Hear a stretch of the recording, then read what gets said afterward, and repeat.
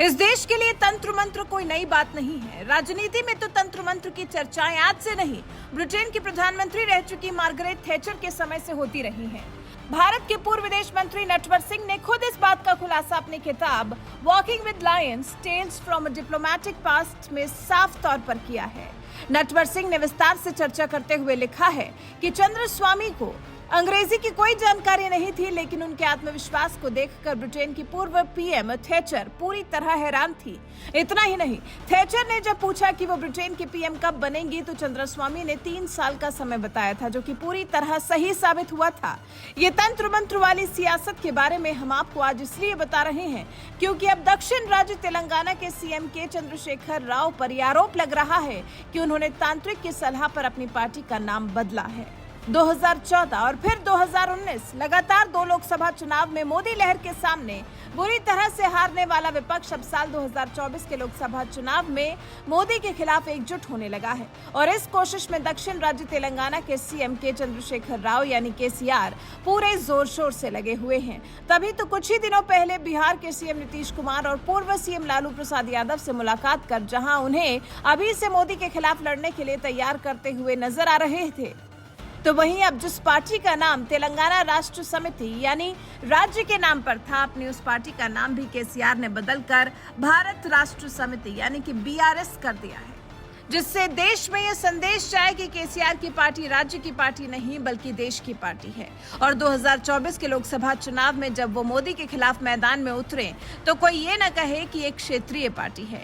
एक तरफ जहां केसीआर इस तरह के प्लान से मोदी सरकार को टक्कर देने की कोशिश में जुटे हुए हैं, तो वहीं दूसरी तरफ बीजेपी ने भी दक्षिण की महिला नेता और मोदी सरकार में वित्त मंत्री निर्मला सीतारमण को मैदान में उतार कर केसीआर का प्लान फेल करने के लिए लगा दिया है।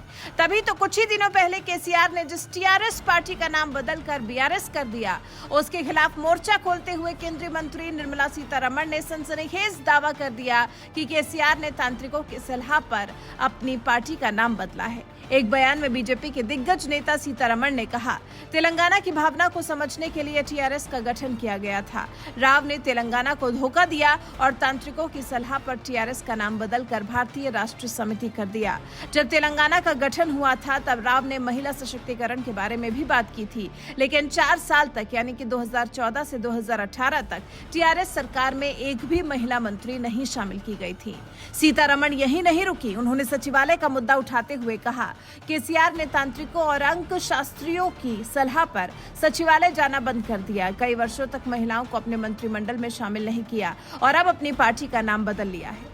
बीजेपी के दिग्गज नेता सीतारमण ने जहां केसीआर पर तांत्रिक की सलाह पर पार्टी का नाम बदलने का आरोप लगाया है, तो वहीं इससे पहले गृह मंत्री अमित शाह जब तेलंगाना के दौरे पर गए थे, उन्होंने भी तांत्रिक के मुद्दे पर सीएम केसीआर को घेरने की कोशिश की थी और एक बयान में कहा था, चंद्रशेखर राव जी सचिवालय में तो जाते नहीं हैं, इन्हें किसी तांत्रिक ने कहा है कि सचिवालय में गए तो आपकी सरकार चली जाएगी। चंद्रशेखर राव जी सुन लीजिए, सरकार जाने के लिए किसी तांत्रिक की जरूरत नहीं है।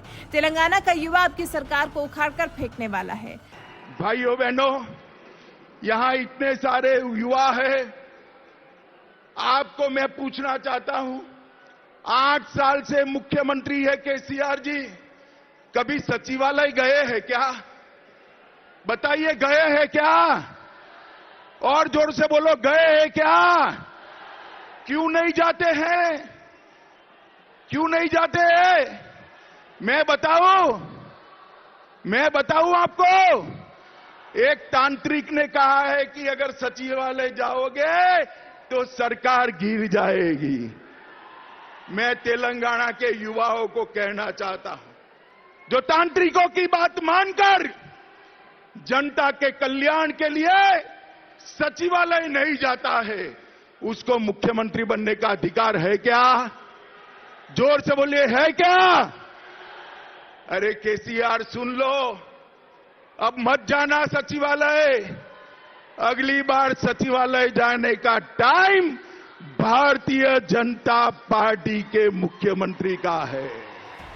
देश के प्रधानमंत्री नरेंद्र मोदी से टक्कर लेने चले तेलंगाना के सीएम केसीआर पर जहां तांत्रिकों की सलाह पर अपनी पार्टी का नाम बदलने का आरोप लग रहा है, तो वहीं दूसरी तरफ एक राज्य है उत्तर प्रदेश, जहां कभी मुख्यमंत्री रहे सपाई मुखिया अखिलेश यादव अपनी सरकार के समय नोएडा नहीं गए। क्योंकि उन्हें डर था कि नोएडा जाने पर सरकार चली जाएगी। लेकिन साल 2017 में जब यूपी की सत्ता गोरखनाथ मठ के महंत योगी आदित्यनाथ ने संभाली तो उन्होंने ये अंधविश्वास तोड़ दिया और नोएडा का ताबड़तोड़ दौरा किया। लेकिन इसके बावजूद जब 2022 में यूपी विधानसभा चुनाव के नतीजे आए तो योगी की सत्ता नहीं गई, बल्कि अकेले दम पर बीजेपी को योगी ने सत्ता दिला दी और आज सूबे में लगातार दूसरी बार मुख्यमंत्री बनकर सीएम योगी सत्ता संभाल रहे हैं। तो वहीं दूसरी तरफ जिस तरह से मोदी से पंगा लेने चले तेलंगाना के सीएम केसीआर पर एक तांत्रिक की सलाह पर अपनी पार्टी का नाम बदलने का आरोप लग रहा है, उस पर आपका क्या कुछ कहना है? अपनी राय हमें कमेंट कर जरूर बताएं।